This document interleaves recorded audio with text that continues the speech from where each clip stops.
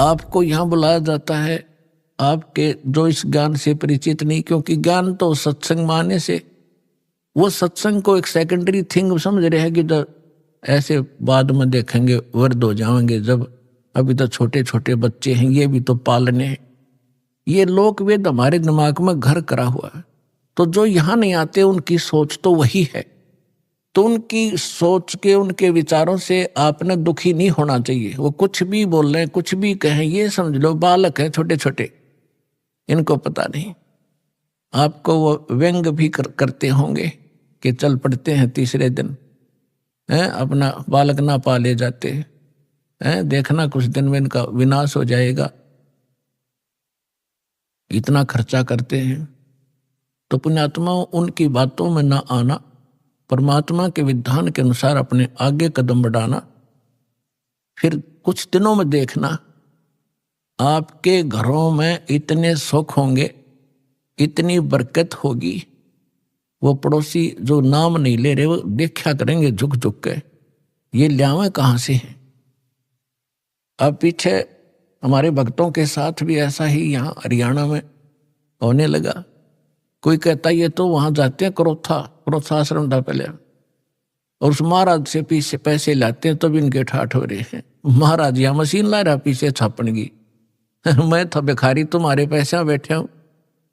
तो दास का प्रोसेस, परमात्मा का वो मार्ग है जिससे ये प्रफुल्लित होंगे। और ये काम भी करते ना दिखते, 10वें दिन सत्संग में जाते रहते हैं, और इनके सारे ठाठ हो गए, कार भी ले ली है, मकान भी बढ़िया बना लिया। परमात्मा के नहीं कर सकता। अपने आत्मा विचार करना, अपना भगवान इतने सुना था, देखा नहीं था, और भगवान के गुण आपने सुने थे, प्राप्त नहीं हुए थे। आपको यहाँ कदम कदम पर महसूस होगा यहाँ भगवान है, परमात्मा ये काम करया करे, राज होने लग रहे हैं आपके घरों पर। तो आप जी को यहाँ बुला के आपको यहां अमृत पिलाया जाता है, आपकी आत्मा को स्वस्थ बनाया जाता है। जैसे छोटा सा बालक होता है, लड़का या लड़की, गली में बच्चों के साथ खेल रहा होता है, और वो तो इतना मस्त हो जाता है बच्चों में, उसने खाने पीने की भी परवाह नहीं होती। फिर माँ जाती है कि काफी देर होगी मेरे बच्चे ने आया नहीं, ना खाना खा गया ना दूध पी के गया। वह गली में जाती है, उसको कहती है तू आजा, खाना खा ले, दूध पी ले। वो नहीं आता है, वो तो बहुत मस्त है खेलने में। उसको उठाकर लाती है, उसका हाथ पैर मुंह धो के उसको दूध पिलाती है, और वो दूध पीता पीता भी ने सोचा है कि एक बार छोड़ दे माँ, फिर भागू मैं। लेकिन वो नहीं छोड़ती है, उसको पेट भर के और फिर छोड़ देती है कि ले तू खेल। तो इसी प्रकार आपको यहाँ बुलाया जाता है, ये आत्मा का आहार आपकी आत्मा को यहाँ खिलाया और पिलाया जाता है। फिर आपको छोड़ दिया जाता है कि जाओ खेल आओ तुम, और फिर आ जाइए थोड़ी अगले महीने। अब उस बच्चे को मालूम नहीं कि माँ इतना क्यों संघर्ष कर रही है। माँ को मालूम है ये अच्छा दूध पीवेगा, जल्दी बेटी या बेटा स्वस्थ रहेगा और जल्दी युवा हो जाएगा। तो दास का यही प्रयत्न समझना, परमात्मा और गुरु एक ही समझना चाहिए, और उनके अंदर ये गुण होते हैं, तुमेव माता च पिता तुमेव बंधु च सखा तुमेव विद्या च द्रविण तुमेव सर्व मम देव देव। माँ के गुण भी है भगवान में। तो इस प्रकार ये आत्मा के माता पिता हैं, शरीर के माता पिता अन्य होते हैं। तो पुण्यात्माओं, सौभाग्य आपका, आप जिस को ये स्थान प्राप्त हुआ और आपको वो भगवान का यथार्थ मंत्र प्राप्त हुआ जिससे मोक्ष संभव है। सत्संग में बताया जाता है, कबीर थोड़ा जीवना ये मंडे बहुत मुंडाने, सब ही उबा पंथ सिर राव रंक सुल्तान। परमात्मा कहते हैं थोड़ा सा तो जीवन है, और इसका ये भी ना मालूम यो है कितने दिन का। हम अप्रोक्सीमेटली जीते हैं ये सोच करके 80-90 वर्ष तक जीवन रहता ही रहता है। और ये कभी ध्यान में नहीं आती कि कोई 5 वर्ष का मर गया, कोई 10 वर्ष की मर गई बहन बेटी भाई, कोई 25 वर्ष के मर गए, कोई 50 वर्ष में मर जाते। तो ये फिक्स क्यों मान लिया आपने? 80-90 वर्ष तो ये तू बस एक दूसरे ने देख के अटकलबाजी से हम रह रहे हैं। इसके विषय में परमात्मा कहते हैं, अपने ऊपर उदाहरण देते हैं। साथी हमारे चले गए, हम भी चलन हारे, कोई कागज में बाकी रह रही, तात लगी है वार। हम देखते हैं अपने साथ में रिश्तेदारों में वो जा रहे हैं और अपना भी नंबर आने वाला है, लेकिन हमारी कोई कागज में बाकी रह रही है। जिस दिन वो बाकी पूरी हो जाएगी फिर देखना आपकी भी टिकट कटेगी। कबीर थोड़ा जीवना और मंडे बहुत मंडान, बिना ज्ञान के व्यक्ति के आखिरी सांस तक ये काल ये बेदन लाए रखे, ये बनवा दूं वो करवा दूं। और बुढ़ापे में ज्यादा छिड़ा करे बीमारी, ना बालक माने ना उसकी बुद्धि ढंग से काम करे।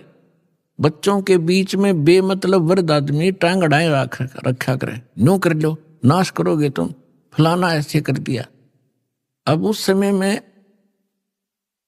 जब बच्चे सियाने हो जाते हैं वो अपनी सूझबूझ से बहुत अच्छा ही करते हैं, और होना उनका वही है जो उनकी किस्मत में लिखा है। तो उससे परमात्मा कहते हैं कि रहना थोड़े से दिन है, और ना जाने कहां तक कि तू एस्टिमेट लगाए बैठे है, ये कर दूंगा वो कर दूंगा, कोठी बना दूंगा, 2 प्लाट ले लेता हूं। परमात्मा कहते हैं ये बिना ज्ञान के डले ढोरे हो तुम, 1 मिनट का भरोसा नहीं, और मुकदमे कर रहा जमीन पे। कौरव पांडव लड़का मर गए इसी पृथ्वी पे, या यही रहेगी, और वो सत्यानाश करवाएंगे। इन्हीं एकड़ जमीनों पर, इन किलों पर जो आज आप कब्जा करे बैठे हो, अरबों खरबों प्राणी मर गए इनको अपना मान के। काया तेरी है नहीं, ये माया कहां से हो, चरण कमल में ध्यान रखो भाई, इन दोनों को खो। ना काया तेरी, माया कहां से होगी जिसको ठीक है चिपका बैठा। उसके लिए परमात्मा कहते हैं भगवान के चरणों का चिपका रहे, भक्ति करता रहे, और जब तक यहां रहे इसको समझ ले एक रेस्टोरेंट है, और जैसा भी रेस्टोरेंट तुझे तेरे भाग में मिला है उसमें सब्र कर, संतोष कर, अपना टाइम पास कर। जो उद्देश्य लेकर तुम उस रेस्टोरेंट यानी धर्मशाला में कोई कमरा बुक करा कर रह रहे हैं, उसका उद्देश्य क्या था, वो उद्देश्य यहां बताया जाता है। ये तन सराय धर्मशाला है, ये तन सराय में जीव मुसाफिर करता रहे दिमाग रे, रात बसेरा कर ले डेरा चले सुबेरा त्याग रे। इस संसार रूपी शहर में और इस शरीर रूपी एक धर्मशाला आपको ये कमरा मिला हुआ है। ये किस लिए लिया आपने? आप यहां कोई व्यवसाय करने आए थे। राम नाम निज सार है, राम नाम निज मूल, राम नाम सौदा करो, राम नाम ना भूल। हम ये सौदा करने आए थे राम नाम का, और वो हम भूल गए इस सराय में और बकवाद करने लग गए। कोठी बना लूं, बंगला बना लूं, घुट्टी ला लूं, डीजे बजा लूं। ये कोरी बकवाद है। एक जो विद्यार्थी अपने विद्या ग्रहण ना करके शराब पीवे, सिनेमा देखे और सैर सपट्टे को घूमता रहे तो वो उसके लिए हानिकारक है। इसी प्रकार मानव शरीर प्राप्त प्राणी एक विद्यार्थी है, और विद्यार्थी को अपना वही कार्य करना चाहिए जो उसका होता है। हम उसको भूल गए और काम बकवादों में लगे हुए हैं, तो जिस कारण से हमने अपने असंख्य जन्म नाश कर दिए। तो पुण्यात्मा, आपका सौभाग्य है कि आपको ये मार्ग मिला, ये ज्ञान मिल रहा है। और ये ज्ञान ऐसा है आपकी आत्मा को झंझोड़ कर धर देगा, क्योंकि इसमें दोनों गुण हैं। एक तो आपके पाप नाश होंगे इस अमृतवाणी से, जो दास के मुख से जो बोला जा रहा है, चाहे वो टीवी के पर, चाहे कोई सीडी कैसेट में, इसका प्रभाव आप पर विशेष होगा। और यही वाणी आपने सुनते कबीर पंथिया नर फलाना नकरा कितने को बरस हो गए, किसे का असर नहीं।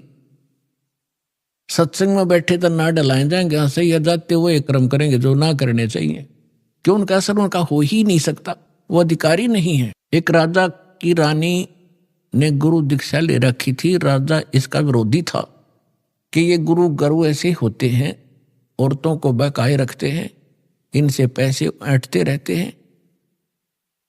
तो वो इस बात के पक्ष में नहीं था, लेकिन अपनी धर्मपत्नी के सामने वो घना विरोध भी नहीं कर पाता था। बार बार यही कहता था कि क्या रखा है गुरु बनाने में, भक्ति यहां कर लिया करो। तो वो कहने लगी जी मैं तो घना उत्तर जानती नहीं, आप गुरु जी के पास चलो, एक बार उनसे पूछ लो। उसने कुछ दिन के बाद सोचा चल इसके गुरु जी ने कह दूं, इसके सामने सुना दूंगा दो चार, फिर तो इसका मन हटेगा कुछ। चला गया गुरु जी से ने, गुरु जी के पास जाते ही वो तो संत तो ये कहते हैं बच्चा भक्ति करो, परमात्मा का नाम लिया करो। तो उसने राजा ने प्रश्न किया कि क्या गुरु बनाना घना जरूरी है? महाराज जी भक्ति तो घर भी हो सकती है। संत जी ने सोचा अब भाई अब मैं कुछ कह दूंगा तो कति ज्यादा ही गुस्से मारा है, और फिर राजा है ऐसे कहना ठीक सा नहीं लगेगा। उसने कहा जी देखो अब मेरे पास समय नहीं है, मेरा अपनी क्रियाक्रम का समय हो गया है, मैं कभी आपके घर पर आऊंगा और तब आपको बताऊंगा, विस्तार से पूरी डिटेल बतानी पड़ेगी, बहुत लंबा चौड़ा विषय है। राजा ने सोचा और बढ़िया, वहां इसका खूब दिमाग चाटूंगा। कुछ दिन के बाद राजा को संदेशा पहुंचाया कि जी आज गुरु जी आ रहे हैं। राजा ने सब व्यवस्था कर दी, आप बैठ गया सिंहासन पर, और संत के लिए नीचे एक अलग से कुर्सी ना दी, और काफी वजीर वजार उसके वहां खड़े थे। अब संत जी जाकर खड़े हो गए, वहां सैनिक भी खड़े थे, गार्ड। संत जी ने कहा कि ए सिपाहियों इस व्यक्ति को अरेस्ट करो, राजा की तरफ संकेत किया। अब वो सिपाही उस संत के कहने से राजा की को कैसे अरेस्ट कर ले, 2 बार कहा, तीसरी बार कहा अरे सुना नहीं तुमने। अब राजा पहले तो हंस रहा था कि क्या मजाक कर रहा है, फिर उन्होंने सोची तो भाई कति दर्द हो गया, कति राजा पाठ खींच मेरा छीन ले। राजा ने कहा सैनिकों अरेस्ट करो इसको। इतना कहना ही था, उस बाबा जी की दोनों तरफ तो बांह पकड़ ली सिपाही ने, चरचरा ना के, और ये इंतजार कर रहे थे अब क्या आदेश है नेक्स्ट। तब संत ने कहा कि हे राजन घर आए आदमी की नो बेइज्जती करवाया करें। तो उस राजा ने कहा कि आप क्या कह रहे थे? कि मैं आपके प्रश्न का उत्तर देने आया था जो आपने उस दिन किया था, ये उत्तर दे रहा हूं मैं आपका। ये क्या खाक उत्तर दिया? राजा ने कहा कि मुझे छुड़वा तो दे, फिर मैं कुछ बात बताऊं। तो उसने कहा छोड़ दो, उन्हें छोड़ दिया, खड़े हो गए दूर। तो राजा संत ने कहा कि देखो जी आप राजा हो, ये आपके सेना है। अब ये शब्द मैंने कहा था जो आपने बोला, मैंने कहा था इसको अरेस्ट करो, ये टस से मस नहीं हुए, और यही आपने बोला था, इसने मेरे को उठा लिया ऊपर ने। तो ये आपके वचन से काम करेंगे, आपके वचन की शक्ति से चलते हैं। इसी प्रकार अध्यात्म मार्ग का मैं महाराज हूं, और जो वचन मैं कहूंगा वो क्रियावान होंगे। आप जैसे थे 100 वर्ष कहे जाइए, इन मंत्रों को कभी लाभ नहीं देंगे। समझदार को संकेत पर्याप्त है। तो परमात्मा कहते हैं कबीर एक दिन ऐसा होएगा सबसे पड़े बिछो, राजा राना राव रंक सावधान क्यों न हो। एक दिन ऐसा होगा सब बिछड़ोगे तुम, और कोई तुम्हारे साथ नहीं जागा। कबीर साहब कहते हैं, हिड़की दे दे रोएगी सुरता जब तू चलेगी अकेली। आज तो इस परिवार में आपका खूब दिल लग रहा है, या कोठी मेरी, बेटा मेरा, बेटी मेरी, या कंपनी मेरी।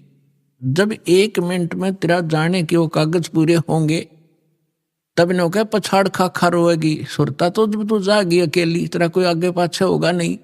गुरु तूने बनाया नहीं ताकि तेरे सामने आके खड़ा हो जाता का बेटा, और उनको भगा दे यम के दूतों को। एक दिन ऐसा होएगा सबसे पड़े बिछो, राजा राणा राव रंक सावधान क्यों न हो। उजड़ खेड़े ठीकरी ये गड़गड़ गए कुम्हार, वो रावण सरीखे चले गए भाई लंका के सरदार। ऊंचा दिखे धौलरा और मंडी चित्ती पोले, एक हरि के नाम बिना यू काल मार रहा रोले। ओए होए होए, एक एक शब्द मालिक का विचार करियो पुण्यात्माओं। कहते थे ना, बहुत ऊंचे महल दिखाई दे हैं, 2-2, 3-3 मंजिल के, और खूब उसके ऊपर चित्रकारी और चिप्स लगा रखी हैं। एक परमात्मा की भक्ति बिना यू काल त्री रोल मार रहा है, तने मूर्ख बना रहा है। 1 सेकंड में मृत्यु हो जाएगी, और फिर गधा बन के घूम रहा होगा, कुमार तेरा लठ मार रहा होगा। तो परमात्मा ये बताना चाहते हैं कि जितना तू जानता है इतना ही नहीं, इससे आगे भी कुछ है। वो परमात्मा या उसके बच्चे संत ही बताया करते, उनसे तुम संपर्क नहीं रखते। आप जिस समाज में रहते हो उनको इतना ही ज्ञान है जो आप प्रतिदिन कर ही रहे हो। परमात्मा कहते हैं, कहा चनावे मेड़िया लंबी बीत उसार, घर तो 3.5 हाथ वही घना तपोड़े 4। परमात्मा कहे कि खुशी मना रहा है, लंबी लंबी 4 द्वारी बनाकर ऊपर नीम बरवा के, कि घर तो 3.5 हाथ घना तपोड़े 4। और कह कबीर अधिकाग है उनको नहीं विचार। अपना हाथ इतना होता ये, इसको हाथ बोलते हैं अपनी देसी लैंग्वेज में। प्रत्येक व्यक्ति का अपना शरीर 3.5 हाथ का होता है। हूंठ हाथ कहते हैं, हूंठ हाथ 3.5 हाथ। तो परमात्मा कहते हैं, आपने तो 6 कमरे की कोठी बना रखी है, एक कमरे में एक पलंग पे एक कोण में वही सो सकता, कोई से में सो ले।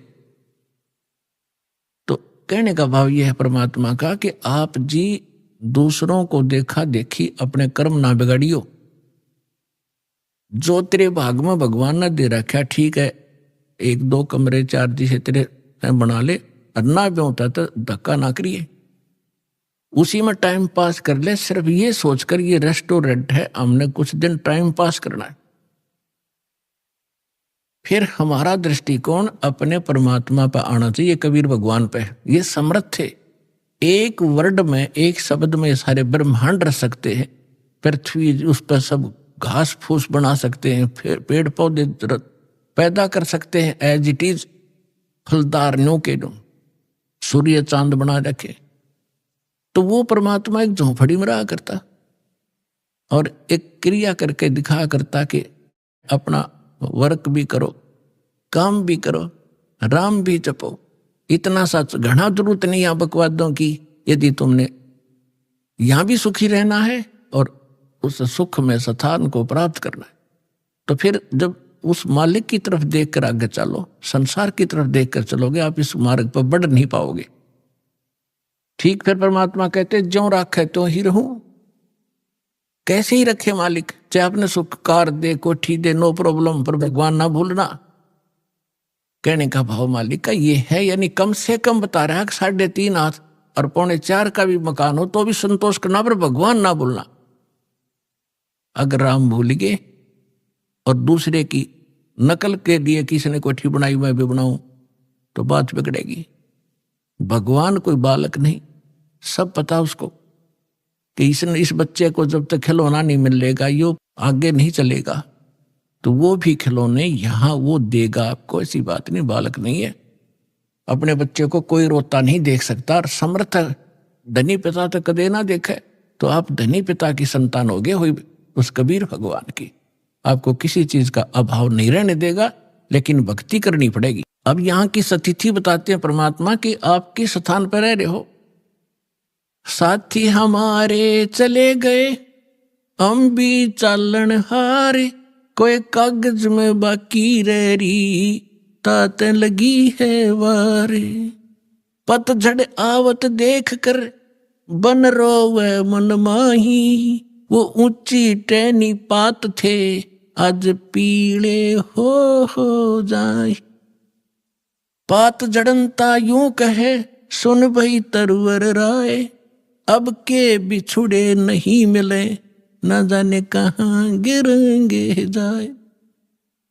तरवर कहता पात से सुनो पात एक बात, यहाँ की यह रीति है, एक आवत एक जात।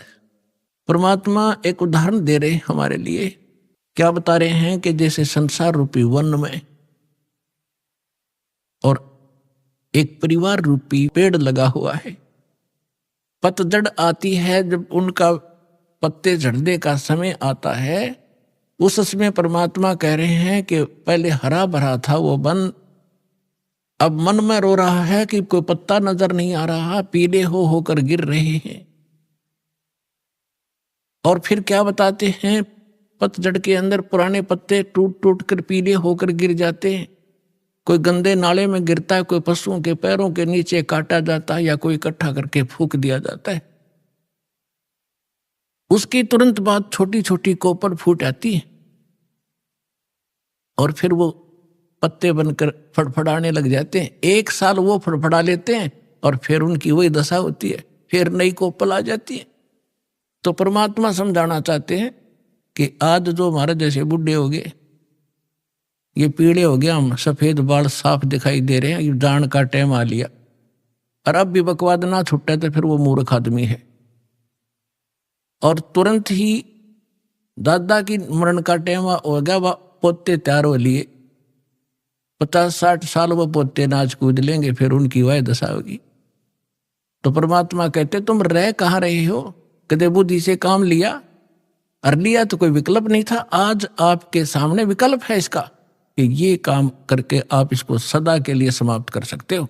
परमात्मा समझा रहे हैं कि पतझड़ आवत देखकर बन रोवे मन माही, ये ऊंची टहनी पात थे ये पीले हो जाए। पात जड़नता यूं कहे सुन भई तरवर राय, अब के बिछुड़े नहीं मिले, ना जाने कहाँ गिरेंगे जाए। जैसे कोई व्यक्ति को पता लग जाता है कैंसर होगी, डॉक्टर ने बता दिया कि अब 10 दिन का मेहमान है, सभी रिश्तेदार इकट्ठे होने शुरू हो जाते हैं, कुल के लोग भी हाजिरी लगाना शुरू कर देते हैं। और वो कहता है, उसको उस समय महसूस होता है कि जिस परिवार में मैं रह रहा था इसमें रह नहीं पाऊंगा, जाना पड़ेगा। तो वो अपने आप कहता है, भगवान अब क्या होगा मेरा, ना जाने कहाँ जाऊंगा। तो कुल के लोग सांत्वना देते हैं, भाई चिंता ना करें, यहाँ तो सबके साथ ऐसी ही बनती है, कोई पहले मर गया कोई पीछे मर गया, ये तो सबने ही जाना है। तो यहाँ की ये एक रीति है, और ऐसी सांत्वना हम देकर उसको संतोष देते हैं, और अपनी चिंता फिर नहीं रहती। हम सोचें इसको कुछ सांत्वना दें कि वो ठीक ठाक मर गया। तो यही उदाहरण दे रहे हैं परमात्मा के पात जड़नता यूं कहे, एक परिवार से निकल कर जाने वाला जो व्यक्ति मरने वाला कह रहा हो, सुन भई तरवर राय, अब के बिछुड़े नहीं मिलेंगे तेरे तय, ना जाने कहाँ गिरेंगे जाए, ना जाने कुत्ते बनेंगे गधे बनेंगे, पता नहीं कहाँ दुर्गति होगी। अब तरवर कहता पात से सुनो पात एक बात, यहाँ की यह एक रिवाज है, परंपरा है, रीति है। एक आवे पोता आ गया, दादा की टिकट कट गई, एक आवे एक दात, यहाँ यह चिंता तो करा मत, ये तो होगा। अब इसका विकल्प बताते हैं परमात्मा, अगम निगम को खोज ले, बुद्धि विवेक विचार उदय अस्त का राज मिले, तो बिन नाम बेगार। पूरी पृथ्वी का राजा यदि ये सत साधना नहीं कर रहा तो बेगार कर रहा है, बेगार। वो डले ढो रहा है। जब राजा डले ढो रहा तो आप अपने हिसाब लगा लो, एक जनसाधारण नागरिक राजा को तो सक्षम मानता है, समर्थ मानता है, उसके आगे भीख मांगता फिरता है। और परमात्मा कहते हैं वो भी डले ढो रहा है जो सत भक्ति नहीं करता। अब बेगार की डेफिनेशन बताऊंगा आपने, क्योंकि आप तो नई दुनिया में जन्मे हो, हम उस पुरानी दुनिया में जन्म कर नई से भी संबंधित हैं। इसलिए हमने पिछले भी सारे फार्मूले याद हैं और वर्तमान के भी। इसलिए दास आपको परमात्मा ने जो वाणी बोली वो पहले बोली थी, उसमें हमारे पुराने शब्द घने हैं जो आज के बच्चे उनको समझ नहीं सकते बेगार के चीजों से। तो इसलिए परमात्मा ने दास को ऐसे समय में यहां पटका ताकि मैं परमात्मा की वाणी को दास ठीक से समझ के उसके बच्चों को निर्णायक तरीके से समझा सकूं। बेगार हम छोटे छोटे थे जब हमारे गांव में रोड बना ही बना था। 3 व्हीलर चला करते, बड़े पेट्रोल से चलते थे, लंबे लंबे 3 पहिया वाले सवारी के। उनमें से एक दिन आया नहीं। दूसरे साथी पूछ रहे थे कल कहाँ गया था, आया क्यों नहीं, क्या हो गया, कुशल तो है? उसने बताया कल मैं बेगार में फंस गया। फिर वो बेगार बता रहा था कैसे कि रात के 12 बजे पुलिस वाले आ गए और मुझे उठा ले गए 2 बजे सी सुबह कल, और ले गए मुझे थाने में। पेट्रोल अपने पल्ले से डलवाया मैंने, और वो बैठ के उस समय उन्होंने कई जगह रेड लगानी थी। पहले थाने वालों के पास व्हीकल नहीं होते थे, वो यूं ही किसी को पकड़ ले जाते थे और सारा दिन उसकी रेल बनाए रहते। वो कह रहा था कि सारा दिन लगभग 200 किलोमीटर तो मैं वैसे मेरा 3 व्हीलर घूमया, 200 रुपये का पेट्रोल अपने घर से डाला, आप रोटी अपने पल्ले खाई, उनको और खिलाई जो पुलिस वाले साथ में थे, चाय पानी पीवे थे कितने। और अब उसको और तो ये सोच रहे थे कि भाई गणिया कमाई कर रहा होगा, यो तो आज तक भाग्या फिर है, दौड़ा फिर है इसका 3 व्हीलर। और वो करका था अपना घर तक खर्चा सारा, अनो दिखा था बड़ा जोर का पहिया चल रहा इसका। तो इसको बेगार कहते हैं कि आज मैं बेगार में फंस गया था। तो यहाँ जो भी राजा बना है, कोई डॉक्टर बना है, इंजीनियर बना है, कोई IAS IPS अधिकारी बने हैं, या कोई जज बने हैं, या कोई एडवोकेट बने हैं, या कोई सेठ बना है, या कोई मंत्री, मुख्यमंत्री, प्रधानमंत्री, राष्ट्रपति बने हैं, ये पिछले जन्म के पुण्यकर्मी प्राणी होते हैं। और इनकी पहले की बैटरी चार्ज होती है, पिछला पुण्य संग्रह धन इनके साथ होता है, वही लोग ऊपर को उभरते हैं। नहीं, एक परिवार में एक तो रिक्शा चला रहा है और एक व्यक्ति अच्छी दुकान कर रहा है, उसके रोज के 200-500 रुपये ग्रहण कर रहा है, 1000 रुपये। तो ये ऐसा डिफरेंस पिछले ही संस्कारों से होता है। आज कोई मुख्यमंत्री है, अब आम व्यक्ति ने तो ऐसा दिखा ही तो भाई खुदा बन गया, आगे पीछे लाल बत्ती चल रहे हैं और सलूट मारे बड़े बड़े अधिकारी, और हमारे जैसे भिखारी उसका आगे हाथ जोड़े खड़े रहे। तो उसको भी परमात्मा ने कहा ये एक छोटे से टुकड़े का राजा यदि पूरी पृथ्वी का शासक हो और जिसके पास भक्ति नहीं है वो बेगार कर रहा है, वो डले ढो रहा है, वो अपने पिछले पुनों से उस 3 व्हीलर वाले की तरह घूमता तो घना स्पीड तो दिखे, ठाठ बाट दिखे, लेकिन वो अपने घर से पूंजी नष्ट कर रहा है। अपने पिछले पुनों को खोकर नाश करके अगले जन्म में कुत्ते की योनि में, गधे की योनि में जागा। इसलिए परमात्मा कहते हैं अगम निगम को खोज ले, बुद्धि विवेक विचार, उदय अस्त का राज मिले, तो बिन नाम बेगार। पृथ्वीपति चकवे गए जिनके चक्र चलंत, रावण सरीखे कौन गिने, ऐस गए अनंत। बिन उपदेश अचंभ है, ये क्यों जीवत हैं प्राण। भक्ति बिना कहाँ ठोर है, ये नर नाही पाषाण। हे भगवान, इस आत्मा के ऊपर कितना जामा बैठ गया, कैसा हमारे अंदर इतना कठोरपन आ गया, इतनी जबरदस्त चोट मारी दाता ने। इसको जगाने के लिए तू कहाँ बैठा है, तू कर क्या रहा, तने करना क्या चाहिए था। और जिस सुख को तू यहां खोज रहा है वो भी ना मिलता तेरे को, क्योंकि वो आपको केवल संस्कार ही प्राप्त होगा।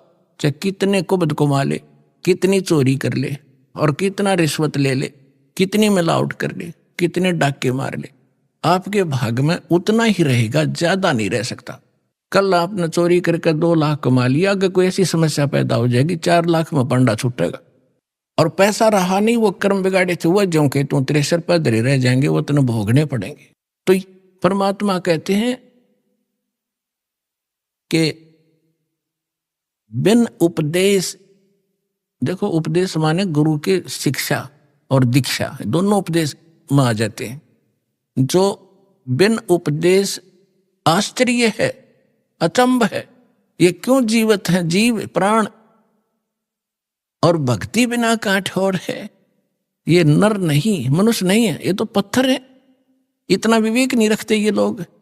नर नाही ये पाषाण, जिनका इतना ज्ञान और ऐसी भगवान की वाणी का असर नहीं हो रहा, कहते मानुष नहीं है फिर ये तो पत्थर जैसे हृदय के इंसान हो गए। पाप कर्मों का ज्यादा प्रभाव है। और फिर जैसे आपको अभी आपने सुना कि मिलना भाग्य ही है, भाग से अधिक हो नहीं सकता। और जो आपने 2 नंबर के काम करे वो कर्म और बिगाड़ लिए, वो पाप आपके साथ रहेंगे, धन नहीं रहेगा। फिर इसका विकल्प बताया परमात्मा ने। ठीक है, अनजानपने में जो गलती होगी सो होगी, आगे से सतर्क हो जाओ, यहां से दीक्षा लो, आपके पिछले पाप भी नाश होंगे। आगे आपके भाग्य में ना होगा, ये समर्थ है, आपके नए लेख लिख देगा ये कबीर भगवान। वो समर्थ शक्ति है, समझ लेना इस बात को।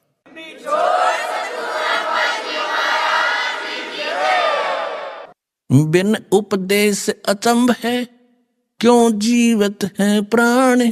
भक्ति बिना काठोर है, ये नर नाही पाषाण।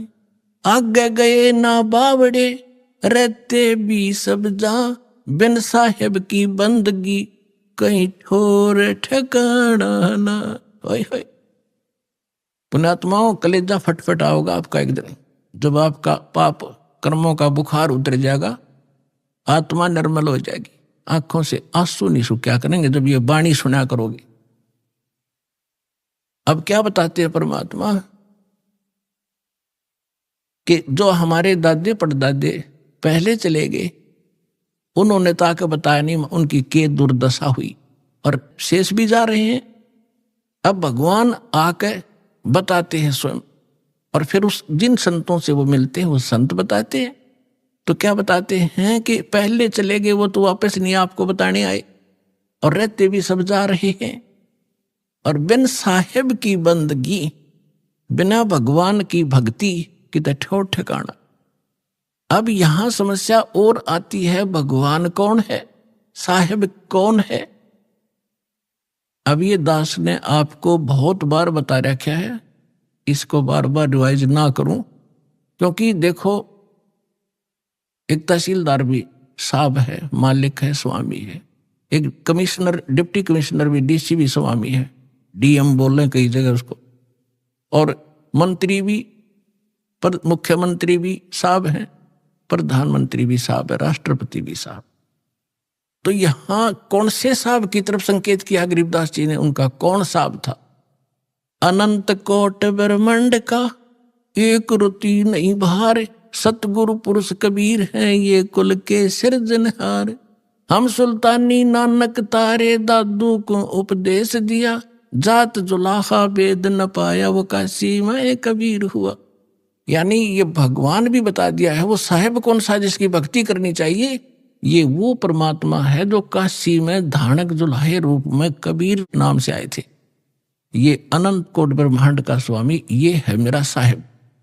तो यहां कहते हैं अग गए ना बावड़े रहते भी सब जा, और बिन साहिब की बंदगी कहीं ठोर ठिकाना ना। जैसे आज यहां प्रधानमंत्री बन गया, भक्ति की नहीं तो राजा का नेक्स्ट जीवन गधे से शुरू होता है।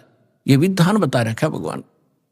अब गधे का जीवन जब पूरा होगा वहां मृत्यु, फिर कहेंगे चलो कहां, कोई पुण्य बना है तो स्वर्ग में जाओगे। स्वर्ग का समय निर्धारित है आपके पुण्यों के आधार से। आपकी पूंजी जब समाप्त हो जाएगी फिर चलो नरक में, पाप वहां भोगने पड़ेंगे। जब तक हम कबीर साहब की शरण में नहीं आते, इस दास से उपदेश लेकर सतभक्ति आप नहीं करोगे, तो आपको केवल वर्क डन मिलेगा। जैसा कर्म किया वैसा ही भगवान आपका, थारा भगवान उतना ही फल देता रहता है।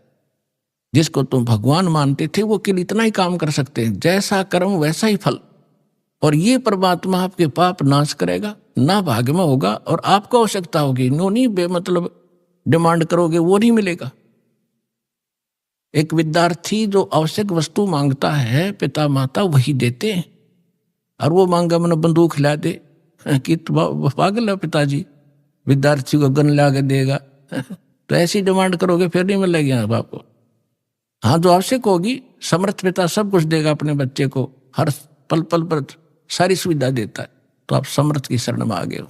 अब फिर उसके बाद जब आप नरक में जाओगे, फिर नरक से कहेंगे चलो समय पूरा होगा, कुत्ता बनो, कुत्ते का समय पूरा हुआ, चलो आगे नेक्स्ट जीवन। और फिर कभी मनुष्य बन गए भूल भटक कर, फिर यही क्रियाएं, फिर मृत्यु, फिर चलो। तो कहते हैं आगे गए ना बावड़े ये रहते भी सब जा, और बिन साहिब की बंदगी कहीं ठोर ठिकाना ना। और इस परमात्मा की भक्ति ना करने से क्या कहते हैं, संसा शोक सराय में सूतक दिन राती, जीवत जग में जूते पड़े फिर जम तोड़े छाती। कि सब किसी ने देख लिया, किसी का ज्ञान कंप्लीट नहीं, सब शंका के अंदर है, सबको संशय बना हुआ है, सबको ये चिंताएं सता रही है। कहते संसा शोक सराय में, इस मनुष्य रूपी सरा में ये तुम्हारे अंदर भर रखी काल ने। और सूतक दिन राती, सूतक एक टेंशन खत्म हो दूसरी तैयार, वाह कितना तो सेट हो इतने तीसरी तैयार। कहते सूतक से हो रहे तुम्हारे इस दिमाग